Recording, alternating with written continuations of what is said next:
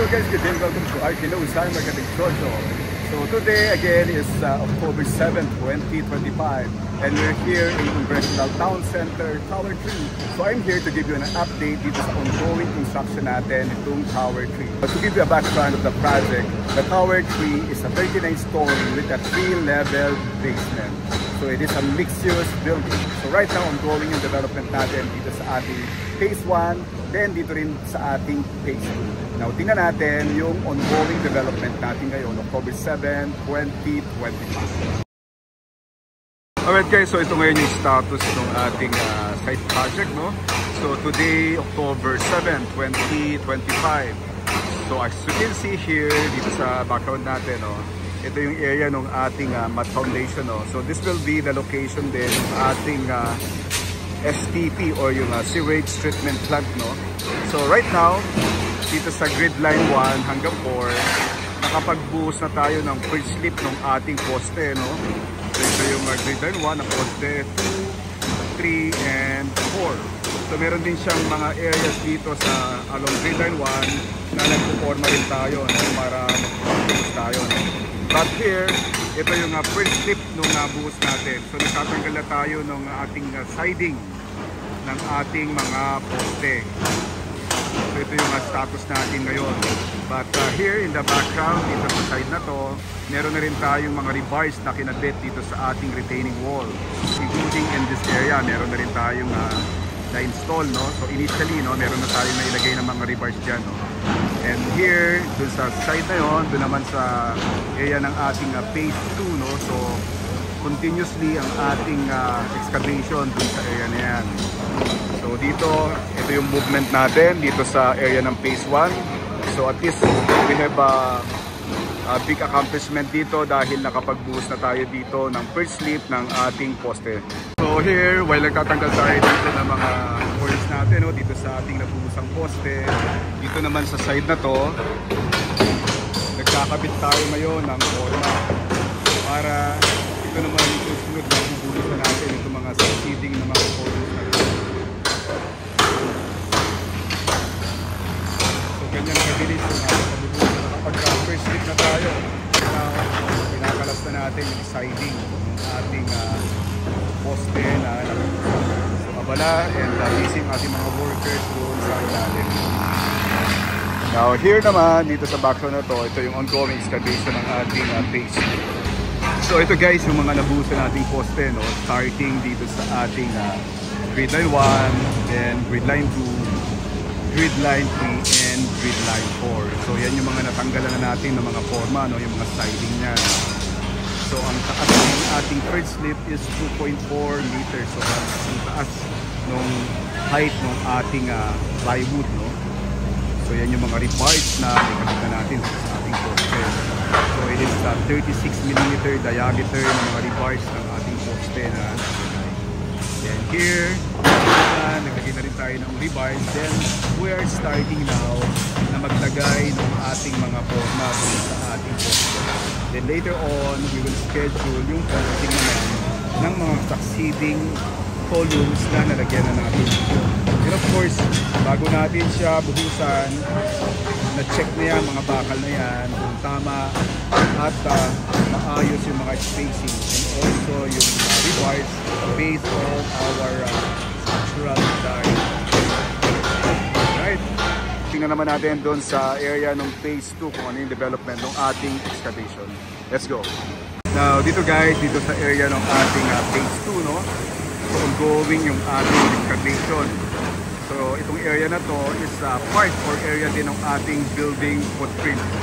So, ito na yung ating breaker. So, right now, nagbe-break tayo dito ng ating black na rock na nakikita nyo dito sa binuhukay ngayon o doon sa binibreak ngayon.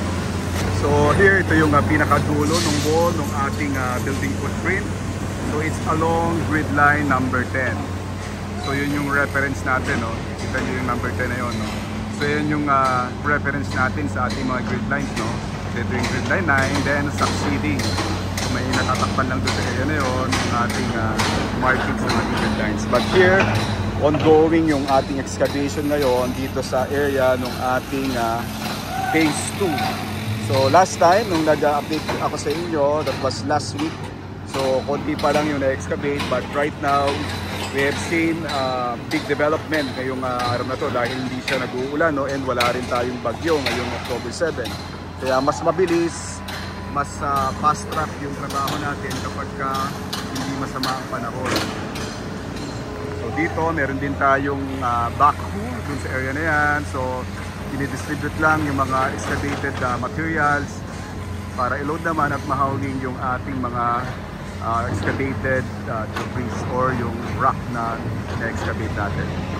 So on this area, so ito yung development natin ngayon.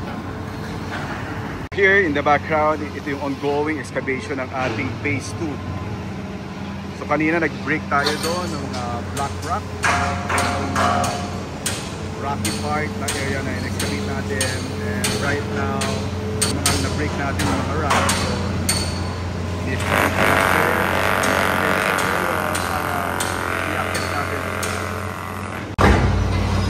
alright guys, so these are all the development today dito sa phase 1, then dito sa ating phase 2. So here in our phase 1, so nakapagkalas na tayo ng ating mga siding, ng ating nabuhusang column.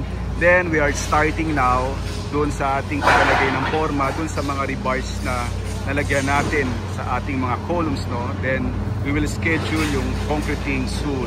Then here in this area sa ating phase 2, so ongoing yung ating breaking and excavation ng ating phase 2. So yan yung development natin today, October 7, 2025.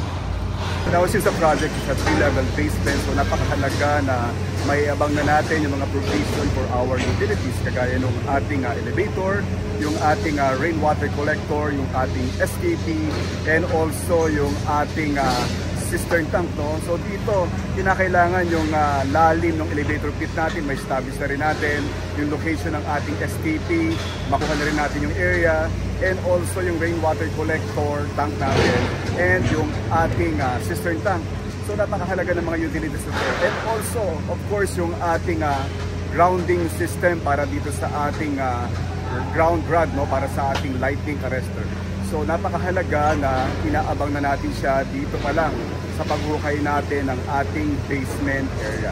So kinakailangan yung precise at alam natin yung area na pinaglalagay natin para wala tayong maging problema later on, no? Habang umaakyat yung ating stock tool. So napakahalaga ng mga provision na ito na may abang na natin dito sa ating basement area pa lang, no? Gaya ng ating elevator pit, no? So inaabang na natin yan, pinukuha na natin yung technical description ng ating elevator pit para sa pagbubuwas natin ng ating mga wall, precise yung magiging lalim ng ating elevator pit, including yung ating shear wall or yung wall ng ating elevator. So yan yung mga dapat natin i-consider dito sa site habang naghukay tayo dito sa ating basement area. Alright guys, so I hope na nakapagbigay sa inyo ng konting knowledge yung na-share ko sa inyo.